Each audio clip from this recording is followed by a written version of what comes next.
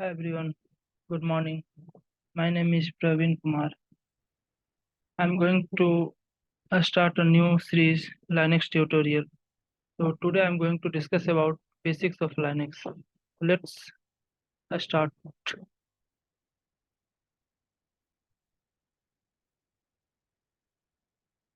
So in 1964, Laboratory started one project called New Jersey. Their main intention is to build multitask or multi-user operating system, and also they spent 4 to 5 years on this invention, but it is not successful. So in 1969, they withdrew this project, and now in 1969, Dennis Ritchie, who wrote C language, and Ken Thompson started the project, and finally he developed one OS called Unix, Uniplex Information and Computing Services, and this is the open source. So now in 1975, they found one version called Unix, and this is version 6, and finally this is hugely popular. Now let's see the summary of history of Unix. So Unix basically started, and it's developed in 1965, and in 1965 Bell Laboratory started a project called New Jersey, and in 1969 he withdrew that project, and again Dennis Ritchie and Ken Thompson, and finally they gave the project name is Unix.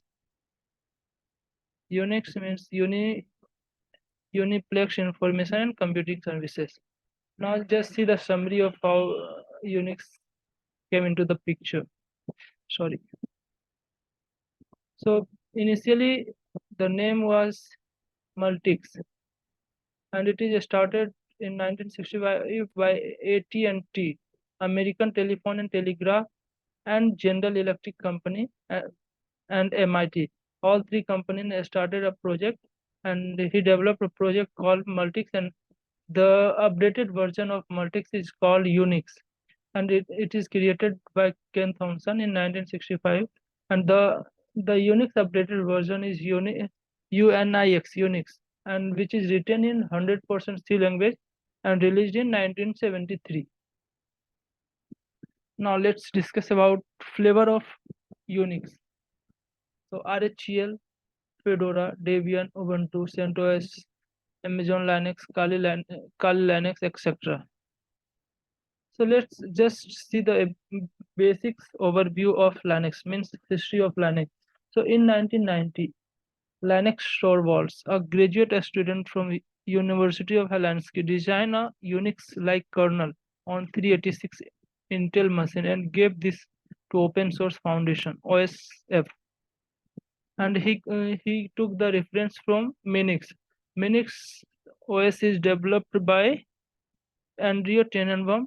This is developed for educational purpose. Just see Minix from Mini Unix is a Unix-like operating system based on a microkernel architecture. Minix were created by Andrew S. Tenenbaum for educational purpose. So this Linux Torvald, he took the reference from this Minix OS. He did not took the reference from any Unix or any operating system. He took the reference from this Minix, and he developed a OS called Linux kernel. So just let's see about basics of Linux. So Linux is a kernel, not an operating system.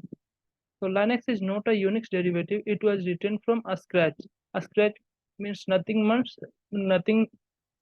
but this is started from zero level. A scratch means zero. So a Linux distribution is the Linux kernel and a collection of software that together create an OS. So Linux distribution, if Linux OS equals to Linux kernel plus GNU software, means if we can merge Linux kernel and software, then that is called Linux. So just see the overview of Linux. So sorry, overview of kernel means what is kernel? Linux kernel is the heart of the operating system. Without the kernel, we simply cannot perform any task since it is mainly responsible for the software and hardware of our computer working correctly and can interact with each other.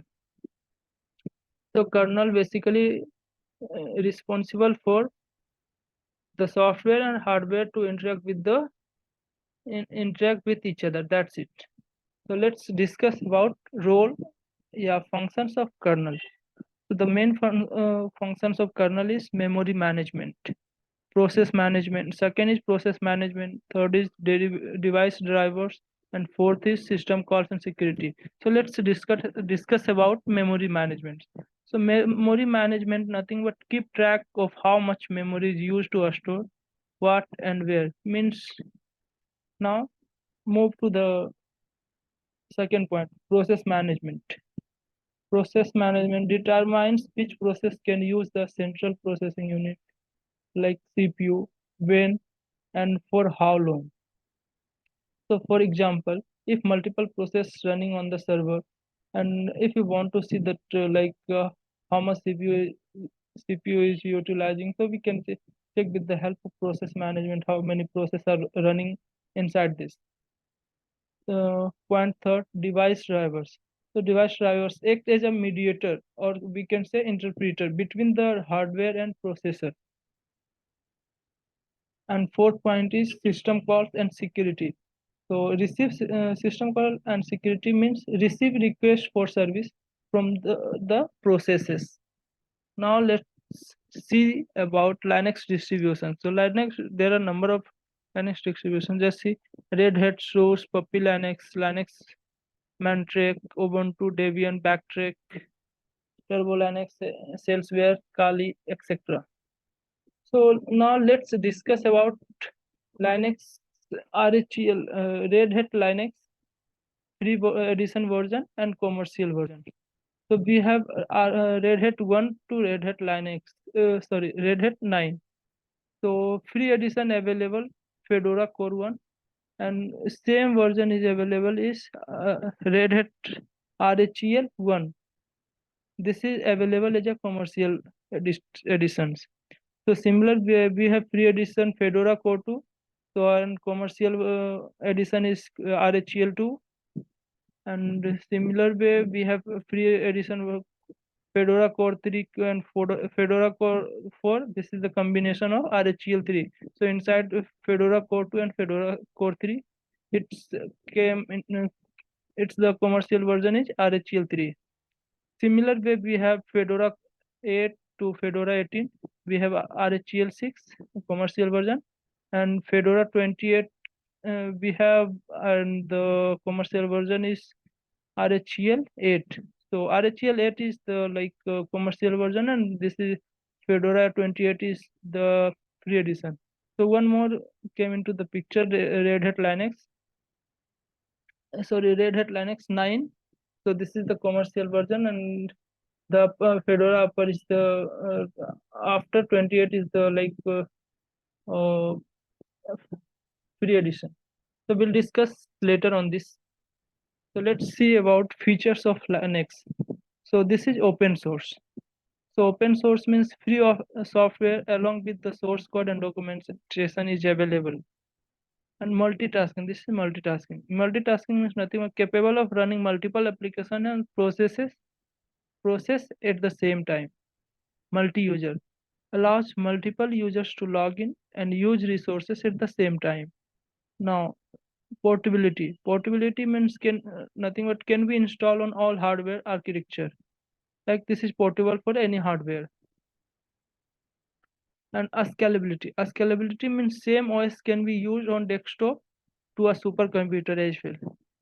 Reliability means large servers have been successfully being running without a single second of downtime.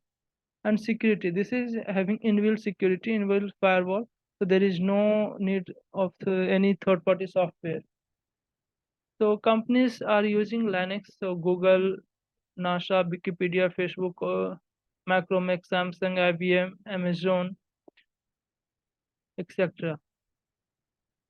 Thanks for watching. Please do subscribe my channel, comment on my video, and like, share, and subscribe. Thank you.